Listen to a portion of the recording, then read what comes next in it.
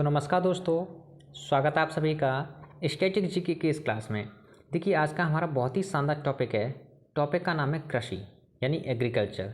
इस टॉपिक से आपका एक प्रश्न देखने को मिल सकता है यूपी पुलिस री एग्ज़ाम में। ठीक है, देखो इस टॉपिक में मैं आपको जितना भी पढ़ाऊँ ना, उससे ज़्यादा आप कहीं से मत पढ़ना। ये notes more than sufficient, more than enough रहेंगे यूपी पुलिस री एग्ज़ाम के लिए। ठीक है, तो आइए शुरू करते हैं। इन नोट्स को आप क्लास के साथ ही साथ बनाते जाना, तो और अच्छे से आपके माइंड में ये सेट हो जाएंगे। ठीक है, देखिए बात करें कृषि की, तो कृषि जो है ना, ये रोज़गार उपलब्ध कराने का सबसे बड़ा क्षेत्र है। रोज़गार उपलब्ध कराने वाला सबसे बड़ा क्षेत्र माना जाता है कृषि।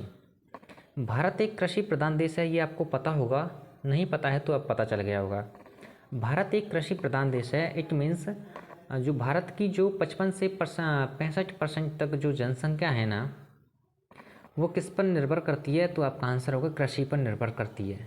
ठीक है, देखिए यहाँ पर हम फसलों के बारे में डिस्कस करेंगे, जिसमें हम रबी की फसलों को जानेंगे, खरीफ की फसलों को जानेंगे और जायद की फसलों को जानेंगे। 3 प्रकार की फसलें बेसिकली देखी जाती हैं, है ना। देखिए बात करें रबी की फसल की, तो रबी की जो फसल होती हैं वो कब बोई जाती हैं, तो आपका आंसर होगा अक्टूबर से नवंबर के बीच में ये फसल बोई जाती हैं और इनका काटना होता है मार्च और अप्रैल में। इट मीन्स मार्च और अप्रैल में कौन कौन सी फसल काटी जाती हैं, तो आपका आंसर होगा गेहूं और आलू खोदे जाते हैं ना। अगर आप गांव से बिलोंग करते होंगे तो आपको पता होगा, है ना। देखिए इसके विकास के लिए निम्न ताप की ज़रूरत होती है। इनके विकास के लिए, ये जो रबी की फसलें होती हैं ना, इनके विकास के लिए निम्न ताप की ज़रूरत होती है। ये प्रश्न पूछा गया है कि किस टेम्परेचर पर इनका विकास होता है, तो आपका आंसर होगा निम्न टेम्परेचर पर। इसके अंतर्गत आते हैं हमारे गेहूँ, आलू, सरसों, चना, मटर, दलहन और जौ। ठीक है, ये रबी की फसलें हैं। ओके, बात करें खरीफ की फसल की, तो खरीफ की फसल का देखो बोना होता है जून और जुलाई में। अब जो फसलें बोई जाएंगी उन्हें हम खरीफ की फसलें कहेंगे, जो जून और जुलाई के अंतर्गत बोई जाती हैं और इनका काटना होता है अक्टूबर से नवंबर के बीच में, यानी सर्दियां आने से पहले ही ये कटना शुरू हो जाती हैं। इसके अंतर्गत कौन कौन सी फसलें आती हैं, तो इन्हें ध्यान से लिख लेना, नोट्स बना लेना।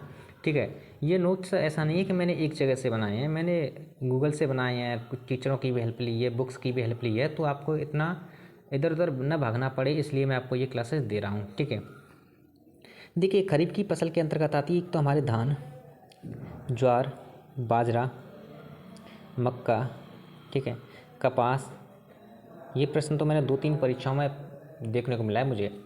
तंबाकू, मूंगफली, जूट, चावल यानी धान मतलब चावल, रागी, चारा मतलब सारेगाम और सोयाबीन। ठीक है, ये आती है हमारी खरीफ की फसल के अंतर्गत। अब हम बात करेंगे जायद की फसलों को। देखिए जायद की फसलों का जो बोना होता है ये मार्च में बोई जाती हैं और काटना होता है इसका जून में।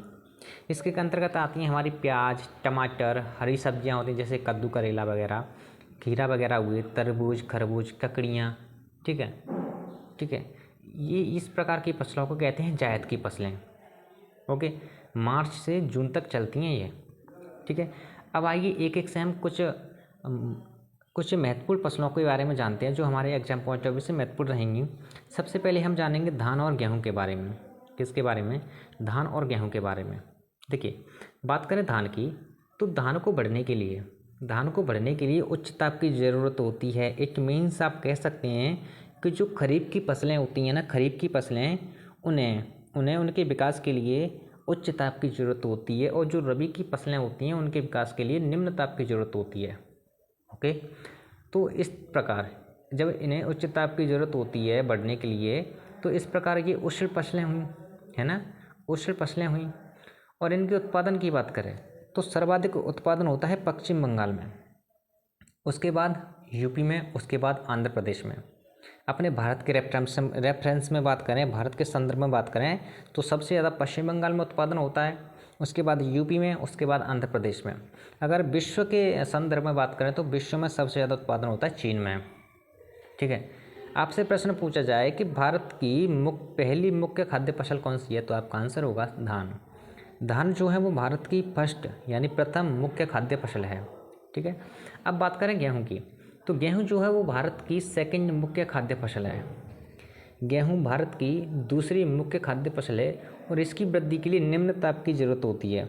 निम्न ताप की, निम्न ताप की ज़रूरत होती है हमारी रबी की फसलों में, तो गेहूँ जो है वो रबी की फसल के अंतर्गत आता है। ठीक है, यानी रबी की फसल है। आइए कुछ अन्य फसलों को और जानते हैं। अब बात करें मक्का की। मक्का को बोलते हैं मेज। देखिए मक्का का यूज होता है रोटी बनाने में और ईंधन में। ईंधन में किस ईंधन में? मेथेनॉल में। और मेथेनॉल क्या है? एक जैव ईंधन है, जैव ईंधन है। ठीक है, इसके उत्पादन की बात करें तो इंडिया के संदर्भ में, अपने भारत के संदर्भ में जो मक्का है ना, इसका उत्पादन सबसे ज़्यादा होता है कर्नाटक में। और विश्व के संदर्भ में बात करें तो यूएसए में इसका उत्पादन ज़्यादा होता है। ठीक है, उसके बाद है कपास, जिसे कॉटन बोलते हैं। कपास को ही सफ़ेद सोना कहा जाता है। क्या कहा जाता है? सफ़ेद सोना। यह फसल भारत में ही शुरू हुई थी। ये जो फसल है ना, ये फसल भारत में ही शुरू हुई थी, इसे नोट डाउन कर लेना। ठीक है, इसके उत्पादन के लिए ब्लैक सॉइल यानी काली मिट्टी की ज़रूरत होती है, साथ ही साथ मॉइस्ट क्लाइमेट की ज़रूरत होती है। ठीक है, अगर इसका उत्पादन पूछा जाए, भारत में सर्वाधिक उत्पादन होता है इसका गुजरात में। सर्वाधिक उत्पादन कहाँ होता है? गुजरात में। और विश्व में कहाँ होता है ये आप कमेंट करके बताएंगे, चाइना में होता है या यूएसए में होता है। ठीक है, कपास है ना, कपास सूती वस्त्र उद्योग का कच्चा माल होता है। कपास जो है वो सूती वस्त्र उद्योग का कच्चा माल होता है। ठीक है, अब हम बात करेंगे चाय की। ओके, चाय का उत्पादन पर्वतों के ढाल पर होता है। भारत में अगर पूछा जाए कि भारत में सर्वाधिक चाय कहाँ पर देखने को मिलती है, तो आपका आंसर होगा असम में। और विश्व में कहाँ पर देखने को मिलती है, तो आपका आंसर होगा चीन में। ओके, नेक्स्ट है गन्ना। गन्ने का उत्पादन भारत में सबसे ज़्यादा होता है उत्तर प्रदेश में। तो ये यूपी पुलिस कांस्टेबल के लिए इम्पोर्टेंट हो जाती है ये वाली फसल। और विश्व में कहाँ पर होता है? ब्राज़ील में। विश्व में गन्ने का उत्पादन होता है ब्राज़ील में सर्वाधिक, सबसे ज़्यादा। ठीक है, आइए कुछ अन्य प्रमुख फसलों को जानते हैं जो हमारे एग्जाम पॉइंट ऑफ व्यू से बहुत महत्वपूर्ण रहेंगी। ठीक है, जितना भी मैं आपको इन्हें ये जो फसल करा रहा हूँ ना, आप उतनी कर लेना, इससे ज़्यादा आपको पढ़ने की ज़रूरत नहीं पड़ेगी। देखिए बात करें कॉफ़ी की, तो कॉफ़ी एक कैसी फसल है, तो आपका आंसर होगा ये एक बागान फसल है। कैसी फसल है? बागान। कॉफ़ी के बाग होते हैं। ठीक है, इसका उत्पादन अगर भारत के संदर्भ में देखा जाए कि किस राज्य में सबसे ज़्यादा होता है, तो आपका आंसर होगा कर्नाटक में, उसके बाद केरल में, उसके बाद है तमिलनाडु में। ठीक है, विश्व में सबसे ज़्यादा होता है ब्राज़ील में। ब्राज़ील के जो बागान होते हैं ना, ब्राज़ील के कॉफ़ी बागान को फजेंडा कहा जाता है। क्या कहा जाता है? फजेंडा। ओके, देखिए यहाँ पर इंडिया हैज़ फर्स्ट रैंक किसमें? विश्व के संदर्भ में प्रोडक्शन ऑफ किस किस के उत्पादन में भारत की सबसे पहली रैंक है। आलू के उत्पादन में यूपी में, आलू यूपी में सर्वाधिक होता है, जूट पश्चिम बंगाल में होता है। ठीक है, मसाले दो प्रकार के होते हैं, एक तो सादा मसाले सर्वाधिक कहाँ पर? राजस्थान में। गर्म मसाले सबसे ज़्यादा कहाँ देखने को मिलते हैं? केरल में। ओके, एक फसल और बची है जो हमारे एग्जाम पॉइंट ऑफ व्यू से बहुत महत्वपूर्ण है, और ये फसल को मैंने 2-3 एग्जाम में आते हुए देखा है, मॉक टेस्ट में भी देखा है। फसल है रबर। यह एक प्राकृतिक उत्पाद होता है। इसका प्राकृतिक उत्पाद होता है जो सदाबहार पौधों से प्राप्त होती है। ठीक है, रबर सदाबहार पौधे से प्राप्त होती है, किसके रूप में? दूध के रूप में। ठीक है, इसके उत्पादन की बात की जाए तो इसका उत्पादन सर्वाधिक होता है केरल में, सर्वाधिक केरल में। अपने भारत की बात करूँ तो, है ना, उसके बाद कर्नाटक, उसके बाद तमिलनाडु। अगर विश्व के संदर्भ में बात की जाए तो विश्व में सर्वाधिक उत्पादन होता है इसका थाईलैंड में। कहाँ पर? थाईलैंड में।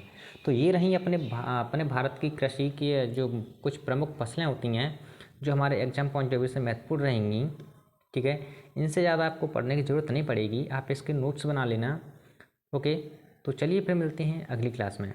देखिए आपको ये नोट्स अच्छे लगे तो कमेंट कर देना और वीडियो को लाइक कर देना।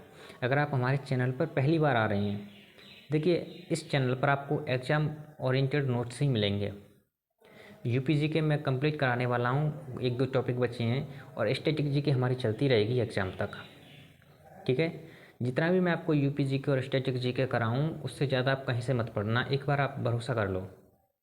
ओके, तो चलिए मिलते हैं अगली क्लास में। धन्यवाद।